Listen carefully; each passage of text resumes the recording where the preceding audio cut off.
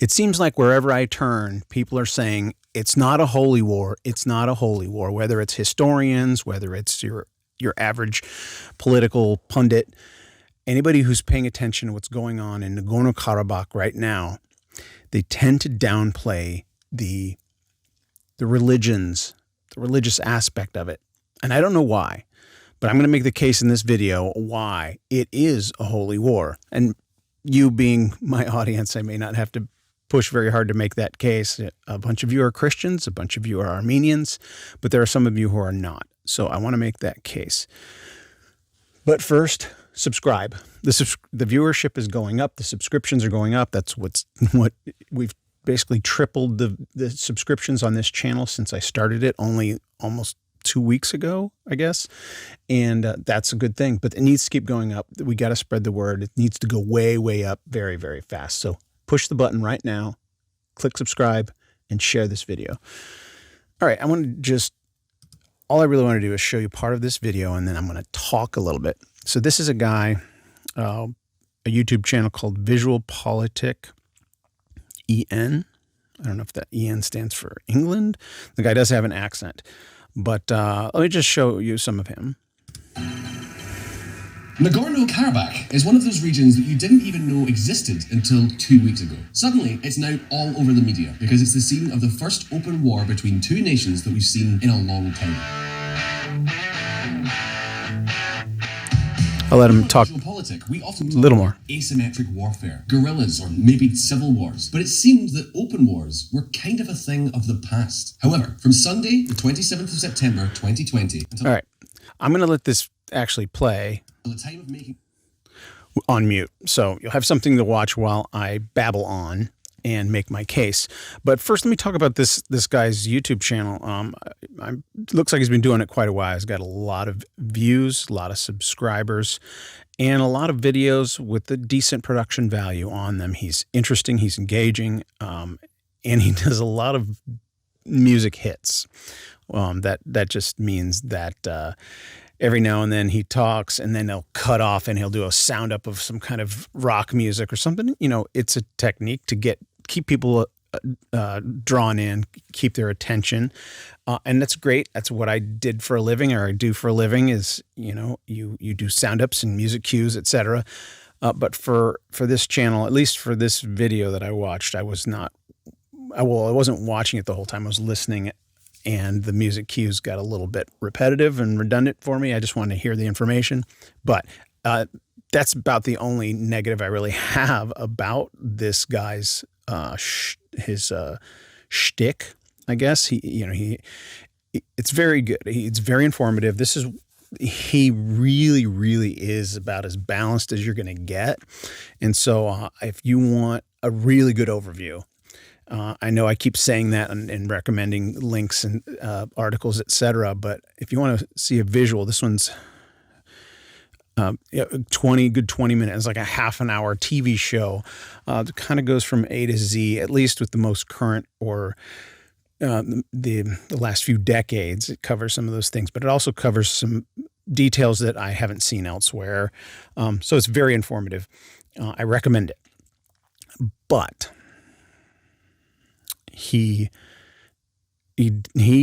also downplays the religion. Doesn't spend any time about the religious conflict that is just, it's like the elephant in the room. But what he does do, and I like, it's very important. It's in the title he put down here. What is Turkey pursuing in Nagorno-Karabakh? He goes through who's really involved, who's not involved, and for what reasons, and boils it down to really Turkey is the only outside force that is actively involved.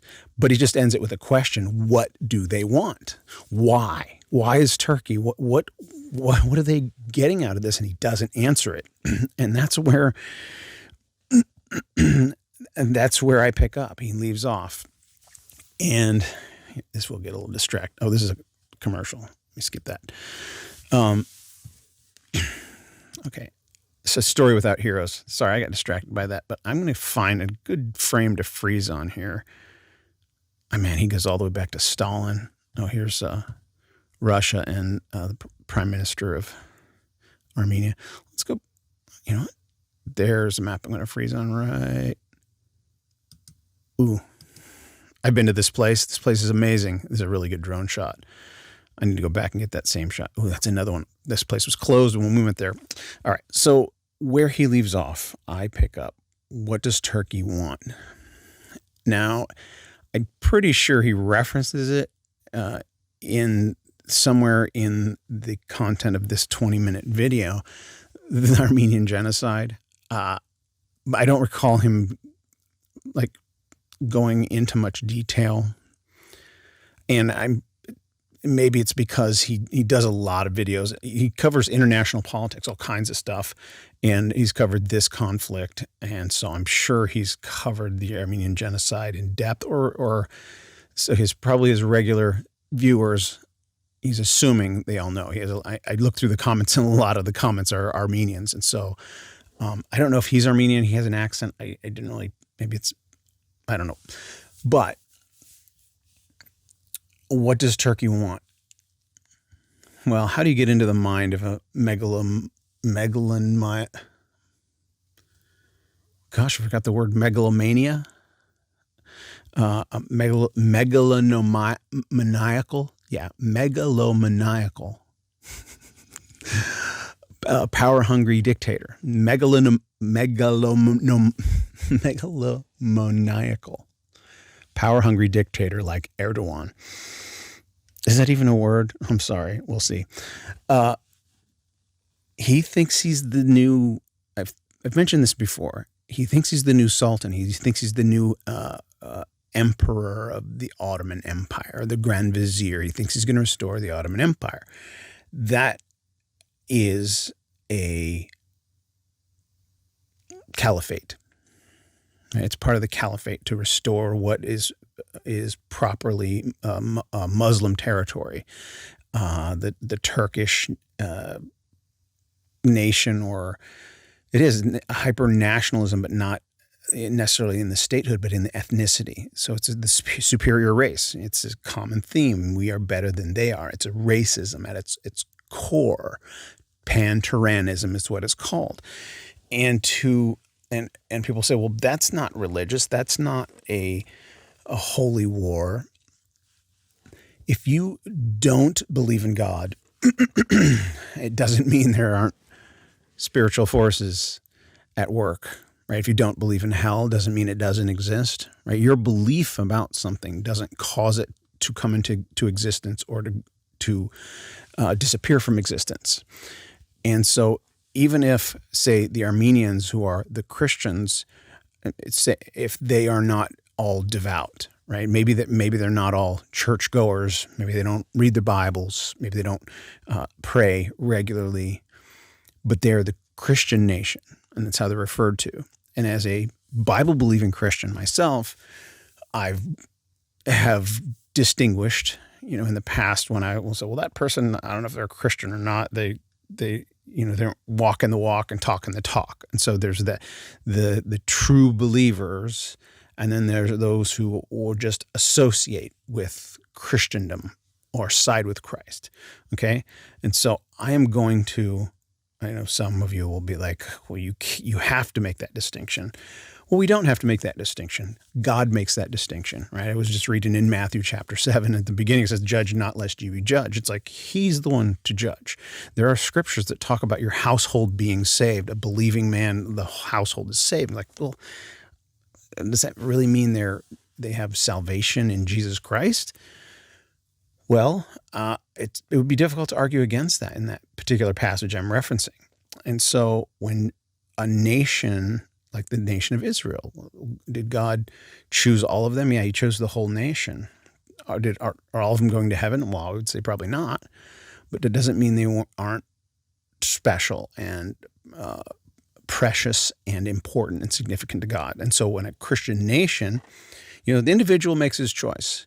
But if a person isn't overtly rejecting God and will side with Christ to the death, right? And that's what we're seeing in Nagorno Karabakh. We're seeing young men or even civilians, and this has happened through the history of this conflict, that they will force you to convert to Islam or kill you. That's a religious war. Just because the leaders, I've just read that Azerbaijan is one of the most secular Muslim nations, which means they're not religious Muslims. They're just,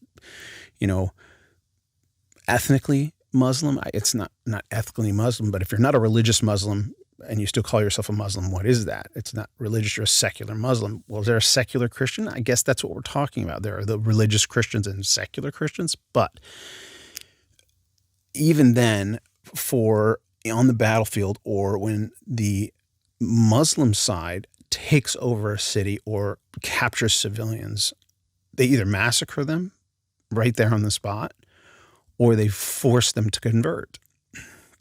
And so this is a religious war.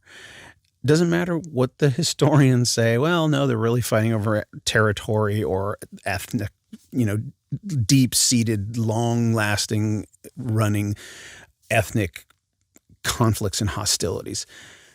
Yeah, all those things are true. It doesn't make more than one thing can be true at the same time.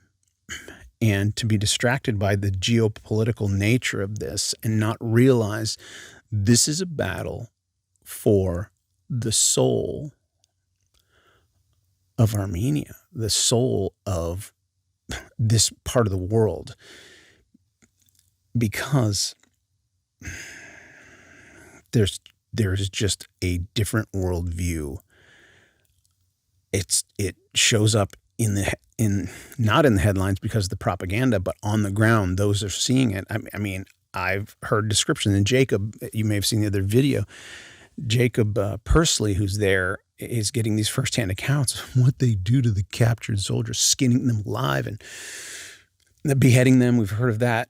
I mean, some of the Syrian mercenaries that are sent from Turkey into Azerbaijan to attack, like, they were thinking this war was going to be over quick. It was described as a blitzkrieg by the Prime Minister of Armenia.